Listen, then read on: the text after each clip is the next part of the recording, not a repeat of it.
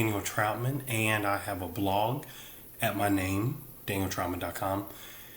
And I'm doing this video because I like to talk. But I've also been thinking about a lot of different issues that the black community faces, and I think some conversations are good to have face to face. When you write them, as I've kind of learned from blogging, sometimes it's really hard to kind of put in words what you want to say. And so it's better sometimes to say it with your own voice. And so I want to talk about a question that I think we in the black community need to ask ourselves, especially in light of issues recently in the news. And that question is, where was God during the Charleston shootings? Now, if you know me, you know I grew up in the church. I grew up very much in it. Sunday school teacher, FCA president, very involved, Bible study founder and leader when I was in college. So if you know me, you know I'm very familiar with the religious discussions in the Bible. And for those who know me recently, you know I'm very much into philosophy, and I like to discuss these issues from a religious and philosophical context. So I'm bringing this question up because I believe this is a question worth asking. And I think this is a question that we need to handle a little bit differently than we handle most of our news. You know, when we turn on the news, we look at commentary and we like to hear not only what happened, but we also packaged into that like to hear what other people think, and we like for people to tell us what to think. I'm not going to do that here. I'm not going to do that with this question. I'm going to simply pose the question and ask it. I think we need to deal with this question. Where was God during these Charleston shootings? For those of you not familiar with the story, Dylann Roof, a young Caucasian man, went into a church in Charleston, South Carolina, and killed 9 black church members during Bible study. He sat through the entire Bible study, and once it was over, started killing them. Said that he was doing it because of a race war, and said that we blacks had, quote unquote, raped their women and were stealing their land. And when this situation happened, a lot of people in the black community banded together. We said, hey, we're not going to participate in this race war. We're going to forgive. We're going to move past this. President Obama spoke at the eulogy. People banded together. And people talked about this being a hate crime, that the pastor was a former senator. But I noticed no one addressed the question of where God was during this.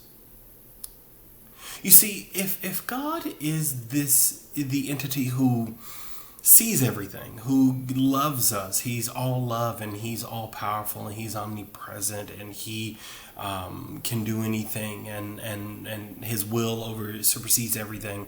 If we have this God that has been taught extensively in the Christian faith, where was this loving, kind God during these shootings? Did he step out for a smoke? Was he hungry?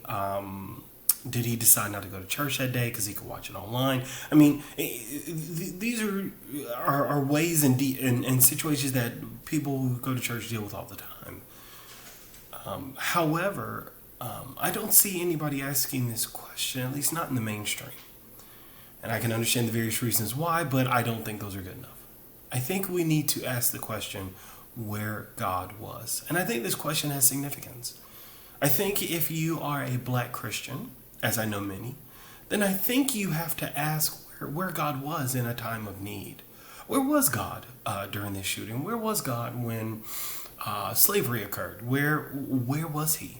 9 people are dead. And you watching this video may say, well, I'm a Christian. I'm a believer. I trust in God. I do his will. I pray. I tithe. I've given the Lord Jesus Christ my heart and mind and soul and strength. And I would say, okay, where was he when his people needed him the most? These weren't, simply keep in mind, these weren't just his people. These were his children. These are his followers. And they weren't in any just simple place. They were in his house. So where was he? Did he care? Did he not care? And I think this question has also significance not only for black Christians, but Christians at large.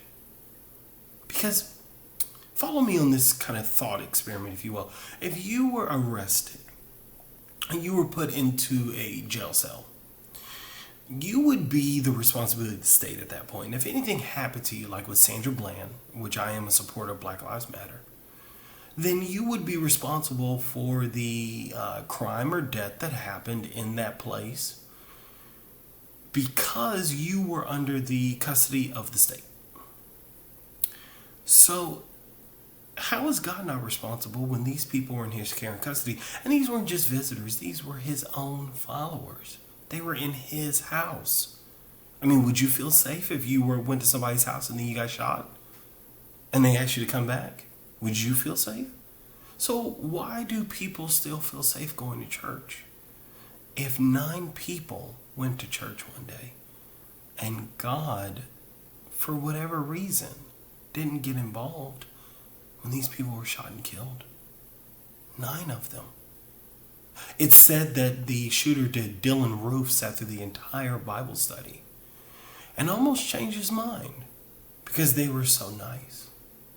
Now, I must admit, I've tested this question out before I decided to record this video, and I talked to a colleague about this, and I got some terrible, terrible answers. Being told that God was there, but that was their way to go, that God doesn't interfere and get in the way because of free will. All of these, frankly, don't make sense. God got involved in the Bible, and there wasn't a concern about the violation of free will when he stopped the sun for Joshua, when he got involved with Moses and Pharaoh. Throughout the Bible stories, we see God getting actively involved in the lives of people and getting involved in situations that people have. And the free will defense isn't used then. I think this is an important question to think about because I think it's very easy, especially with the topic of religion, that we can sweep it under the rug and not really discuss it. We can say, this is too difficult of a topic to broach. But as Malcolm X said once in one of his speeches, that we must get to a place of maturity as people. And I paraphrase what he's saying to apply to this conversation. We must get to a place of maturity so that we can sit at the table and discuss these issues intellectually, rationally, and reasonably, with maturity.